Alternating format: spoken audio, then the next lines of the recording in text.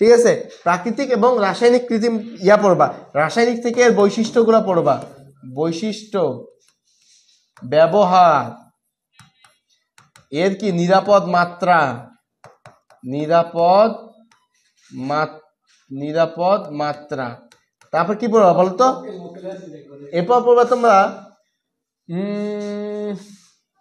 Vitamin. তারপর কি পড়বা? সাসপেনশন, অ্যারোসল, সল, কোয়াগুলেশন। ওকে, কোয়াগুলেশন। তারপর কি পড়বা? দুধ। তারপর কি পড়বা? দুধ, মাখন ঘি। এইটা তোমাদের কি গত একটা লেকচারে আমি এটা পড়িয়েছিলাম, ওইখান থেকে তোমরা কি এটা পড়বা। আরেকটা পড়বা জিনিস, সেটা হচ্ছে তোমাদের অ্যান্টিঅক্সিডেন্ট।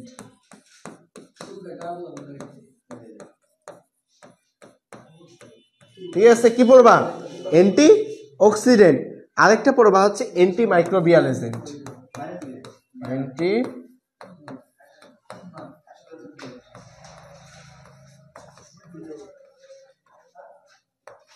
অ্যান্টিমাইক্রোবিয়াল এজেন্ট কি বলতো? অ্যান্টিমাইক্রোবিয়াল এজেন্ট হচ্ছে যে সকল রাসায়নিক পদার্থ কি ব্যাকটেরিয়া, ইস্টের বিরুদ্ধে কাজ করে। ওকে, যেমন calcium nitrate, solvate, citric acid, acetic acid, এগুলো কি? এগুলো হচ্ছে তোমার কি অ্যান্টিমাইক্রোবিয়াল এজেন্ট।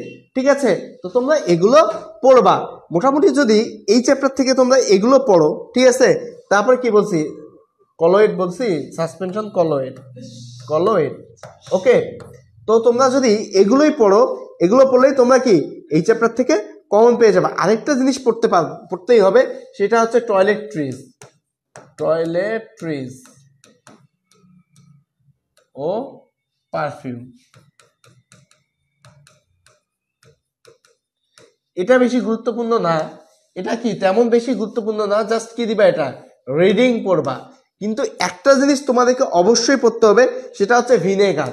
আমি ভিনেগার থেকে যা কিছু আছে সব কিছু পড়াইছি। ভিনেগার কাকে বলে, ভিনেগারে কোনটা কত পার্সেন্ট থাকে, পানি কত পার্সেন্ট থাকে, অ্যাসিটিক অ্যাসিড কত পার্সেন্ট থাকে, ভিনেগারে পিএইচ কত 4.5, এগুলো যা কিছু আছে, পিএইচ কোন রেঞ্জের মধ্যে তোমার কি ভিনেগারের মধ্যে তোমার কি করতে পারে না, ব্যাকটেরিয়া বংশবৃদ্ধি করতে পারে না, এগুলো কি তোমাদেরকে পড়িয়েছি। ঠিক আছে, তো তোমরা মোটামুটি যদি এই জিনিসগুলো পড়ো তাহলে হয়ে যাবে। আজকের চ্যাপ্টার মোটামুটি এই পর্যন্তই। তোমাদের কারো কি কোনো কোশ্চেন আছে জানাও, তোমাদের কারো কোনো কোশ্চেন থাকলে জানাও।